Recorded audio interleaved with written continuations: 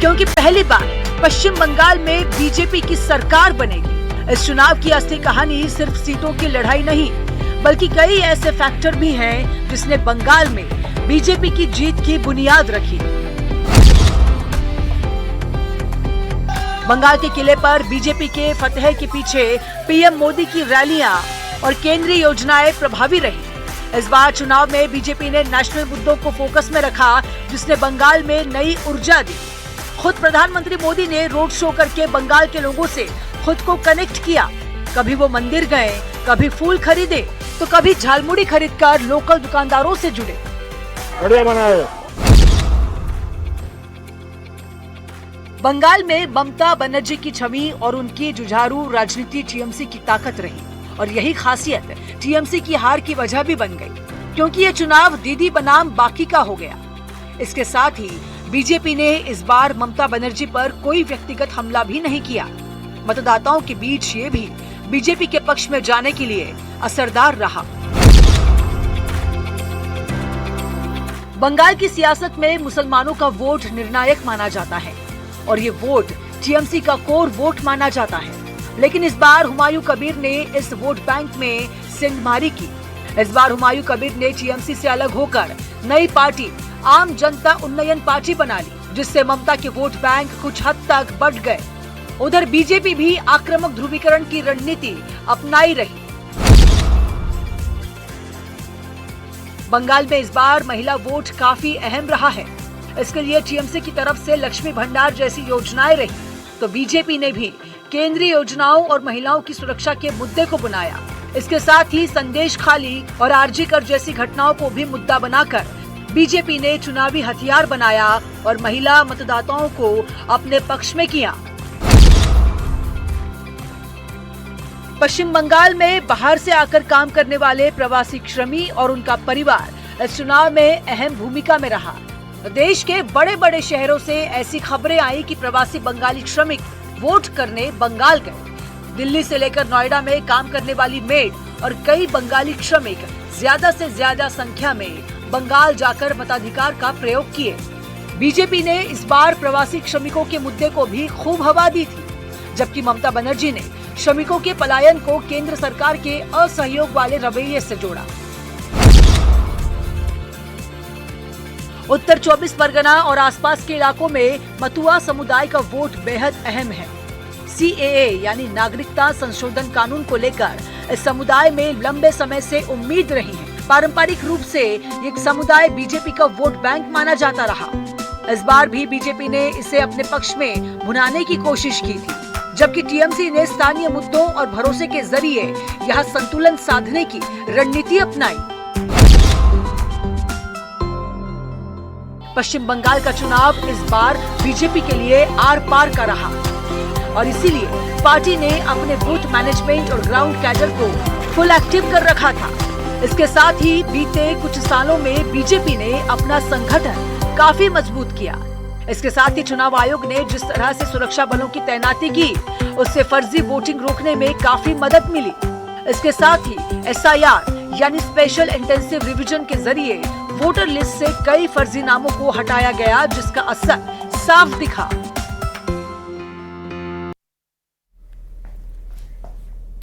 और बंगाल के नतीजों में जो तस्वीर एग्जिट पोल में दिखाई थी, कमोवेश वही तस्वीर काउंटिंग के बाद भी बनी। लेकिन सवाल उठता है कि आखिर बीजेपी ने यह चमत्कार किया कैसे? कैसे बीजेपी ने ममता बनर्जी के उस किले को ढहा दिया जिसमें हल्की सेंध लगाना भी चुनौती था? जवाब है शुवेंदु अधिकारी। कैसे, इस रिपोर्ट में आपको दिखाते हैं।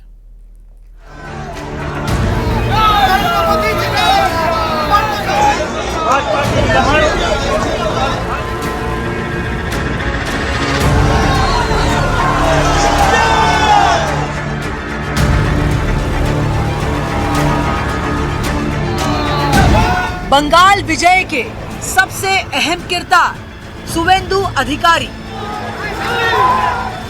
ममता के किले को ढाने वाले नेता शुवेंदु अधिकारी। ग्राउंड स्ट्रेटेजी से सियासत बदलने वाला चेहरा शुवेंदु अधिकारी। बंगाल की राजनीति का इतिहास बदल चुका है। ममता बनर्जी के जिस किले को ढहाना कभी सबसे बड़ी चुनौती माना जाता था, वो चुनौती ध्वस्त हो चुकी है। लेकिन क्या ये सब कुछ इतनी आसानी से हो गया? इस कहानी की शुरुआत होती है उसी सिस्टम के अंदर से, जहां से एक चेहरा उठा जिसने सत्ता की नसों को बहुत करीब से समझा। वही चेहरा सुवेंदु अधिकारी।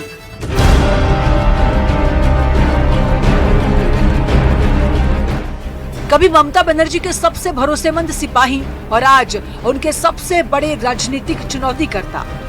नंदीग्राम की जमीन से उठकर पूरे बंगाल की सियासत को रीडिफाइन करने वाले इस नेता ने सिर्फ चुनाव नहीं लड़ा, बल्कि एक नैरेटिव बनाया, परिवर्तन का, टकराव का और सत्ता के संतुलन को बदलने का। लेकिन ये लड़ाई सिर्फ सीटों की नहीं थी, ये लड़ाई थी उस पकड़ को तोड़ने की जो सालों से बंगाल की राजनीति पर कायम थी। पहले चरण का मतदान था और जो दूसरे चरण का मतदान, इसके बीच में उन्होंने बता दिया कि वो चुनाव हार। आउटगोइंग चीफ मिनिस्टर की तरह ममता बनर्जी बिहेव कर रही थी, जिस तरह से उनके चेहरे पर हार का डर दिख रहा था। और एक बात समझिए, मैं तो आज दूसरी ही बात कर रहा हूं। चुनाव परिणाम जो होंगे, नंबर जो आएंगे, कहां जाएंगे, वो जनता तय कर रही होगी। लेकिन जरा सोचिए, इस देश में क्या कहा जाता है, वो यूपी बिहार वाला हिंदू अलग है, वो बंगाल वाला हिंदू ना वो थोड़ा अलग सोचता है। ये इस देश के जो फ्रॉड सेकुलर नैरेटिव बनाने वाले लोग हैं, आज उनको ये बढ़िया से देखना चाहिए। नतीजे कुछ भी है। आप देश में जिस तरह की राजनीति को स्थापित करने की कोशिश करना चाहते हैं, मैं फिर से कह रहा हूं, इस देश का मतदाता बड़ा जागरूक है। सुवेंदु अधिकारी को बंगाल की राजनीति में भूमिपुत्र कहा जाता है। पूर्वी मोदीपुर से लेकर नंदीग्राम तक उनकी पकड़ सिर्फ राजनीतिक नहीं, बल्कि सामाजिक और जमीनी स्तर पर गहरी मानी जाती है। यही वजह है कि जब उन्होंने पाला बदला तो सिर्फ एक नेता नहीं बदला, बल्कि बंगाल की राजनीति का पावर बैलेंस हिल गया। इसका सबसे बड़ा उदाहरण बना 2021 का वो चुनाव, जब नंदीग्राम में ममता बनर्जी को हार का सामना करना पड़ा। भले ही ये जीत 1956 वोटों से हारी थी, लेकिन इसे जायंट किलर वाली जीत कहा जाता है। बंगाल में बीजेपी की सरकार बनेगी, बिल्कुल दिल पे हाथ रख के बोलिएगा, आपने कभी सोचा था आज से 10 साल पहले? और बनेगी और ऐसी बनेगी। और 181 मुख्तार अब्बास नकवी।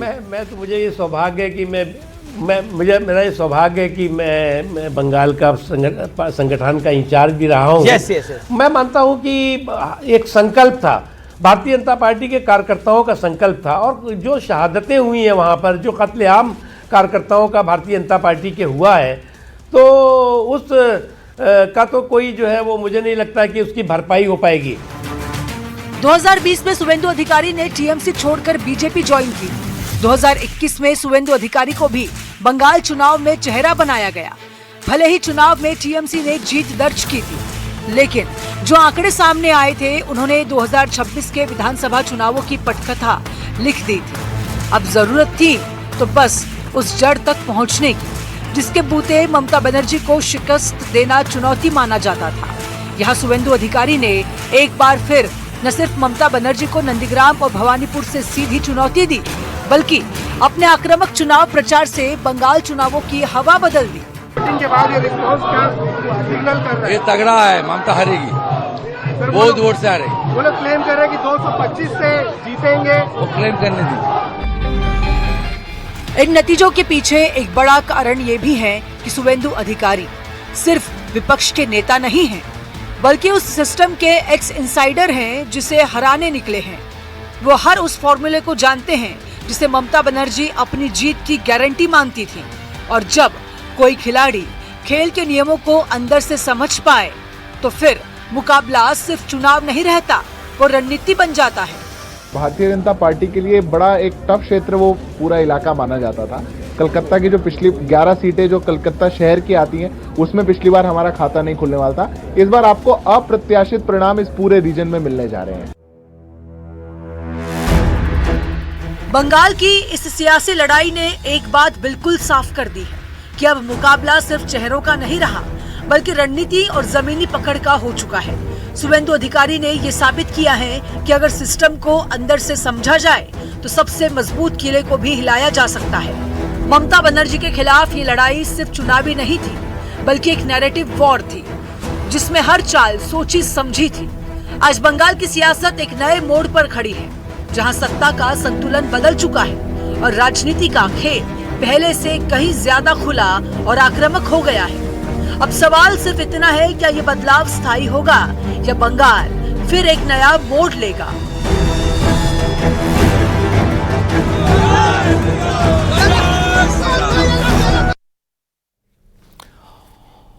और बंगाल विधानसभा चुनाव की सबसे खास बात यह रही कि इस बार 2 चरण में मतदान हुआ और दोनों ही चरणों में 90% से ज्यादा वोट पड़े। ये कैसे संभव हुआ, इसे समझने के लिए आपको उस सुरक्षा चक्र की कहानी को समझना चाहिए, जिसने पश्चिम बंगाल की जनता को यह भरोसा दिलाया कि आप निडर होकर वोट डाल सकते हैं।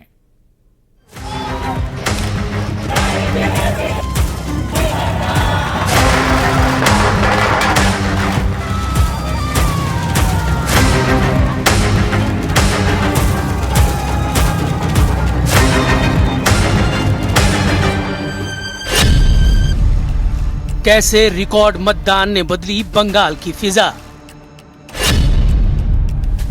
कैसे बना निडर वोटर वाला नया बंगाल।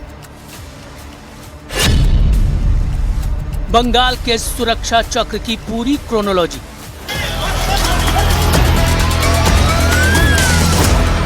बंगाल की राजनीति का इतिहास हिंसा की अनगिनत अध्यायों से जुड़ा रहा है, लेकिन इन चुनावों में तस्वीर बदलती दिखी। 2 चरणों में हुए मतदान के बावजूद दोनों चरणों में 90% से ज्यादा वोटिंग दर्ज हुई। ये सिर्फ एक आंकड़ा नहीं, बल्कि उस मानसिक बदलाव का संकेत है जो मतदाता के भीतर आया है।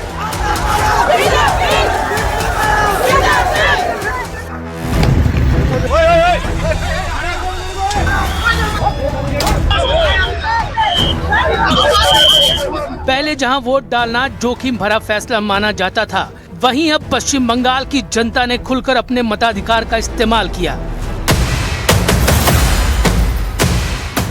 ये बदलाव अचानक नहीं आया, बल्कि इसके पीछे एक मजबूत और भरोसेमंद सुरक्षा व्यवस्था खड़ी रही, जिसने लोगों को ये यकीन दिलाया कि इस बार उनका वोट सुरक्षित है और उनकी आवाज दबेगी नहीं। लोगों के अंदर भय का एक माहौल बना दिया था। पश्चिम बंगाल की जनता ने आज जिस प्रकार का जनादेश देने का निर्णय किया और जो रुझान आ रहे हैं, वो बहुत साफ है कि भय से अब बंगाल की जनता बाहर आ गई। ये समझना जरूरी है कि इतना बड़ा मतदान प्रतिशत सिर्फ अपील से नहीं आता है। इस बार चुनाव में सीआरपीएफ की बड़े पैमाने पर तैनाती ने उसी भरोसे को जन्म दिया। हर संवेदनशील बूथ पर जवान मौजूद रहे। फ्लाइंग स्क्वाड और क्विक रिस्पांस टीम लगातार निगरानी करती रही। स्ट्रांग रूम से लेकर काउंटिंग सेंटर तक सुरक्षा का एक पूरा घेरा तैयार किया गया। इसका सीधा असर ये हुआ कि जिन इलाकों में पहले डर और दबाव का माहौल था, वहां इस बार लोग बिना किसी भय के घरों से निकले और मतदान केंद्र तक पहुंचे। सुरक्षा की ये मौजूदगी सिर्फ व्यवस्था नहीं, बल्कि भरोसे का प्रतीक बन गई। अगर पिछले चुनावों की बात करें तो तस्वीर बिल्कुल अलग थी। पश्चिम बंगाल में इस बार जो सबसे बड़ा बदलाव दिखा, वो सिर्फ माहौल का नहीं, बल्कि आंकड़ों का भी है। 13 जिले और कमिश्नरेट ऐसे रहे जहां न हिंसा हुई और न ही एक भी मौत दर्ज हुई। दार्जिलिंग, कलिम्पोंग, अलीपुरद्वार, जलपाईगुड़ी, मालदा, सिलीगुड़ी, रायगंज, इस्लामपुर, मुर्शिदाबाद और मेदिनीपुर जैसे इलाकों में पूरी तरह से शांतिपूर्ण मतदान हुआ। अगर पिछले चुनावों से तुलना करें तो 2021 से 2024 के बीच कुल 3292 हिंसक घटनाएं दर्ज हुई थी, जबकि 2026 में ये घटकर 541 रह गई। मतदान के दिन हिंसा 634 से घटकर सिर्फ 36 रह गई। सबसे बड़ा बदलाव ये रहा कि 2023 में जहां 71 मौतें हुई थी, वहीं 2026 में यह आंकड़ा 0 पर आ गया। 2026 के चुनाव में सुरक्षा का जो मॉडल अपनाया गया, उसने पूरे सिस्टम को बदल दिया। प्री पोल से लेकर पोस्ट पोल तक हर स्तर पर निगरानी को मजबूत किया गया। मतदान के दिन संवेदनशील बूथों पर विशेष फोकस किया गया और किसी भी तरह की गड़बड़ी पर तुरंत कार्रवाई तय की गई। यही वजह रही कि जहां पहले मतदान के दिन सबसे ज्यादा हिंसा होती थी, वहीं इस बार स्थिति पूरी तरह कंट्रोल में रही। ये बदलाव सिर्फ प्रशासनिक नहीं बल्कि मनोवैज्ञानिक भी था, क्योंकि जब मतदाता को ये भरोसा हो गया कि उसके साथ कोई अन्याय नहीं होगा, तब उसने बिना डर के अपने मताधिकार का प्रयोग किया। 2 चरणों में 90% से ज्यादा मतदान इस बात का सबूत है कि जब सुरक्षा मजबूत होती है तो लोकतंत्र खुद मजबूत हो जाता है। ये सिर्फ चुनावी आंकड़ा नहीं बल्कि उस विश्वास की कहानी है जो जनता और व्यवस्था के बीच बना। इस बार बंगाल के मतदाता ने ये दिखा दिया कि अगर उसे निडर माहौल मिले तो लोकतंत्र को और ज्यादा ताकत दे सकता है। ये बदलाव आने वाले चुनाव के लिए भी एक उदाहरण बन सकता है, जहां फोकस सिर्फ वोटिंग नहीं बल्कि सुरक्षित और निष्पक्ष वोटिंग पर होगा।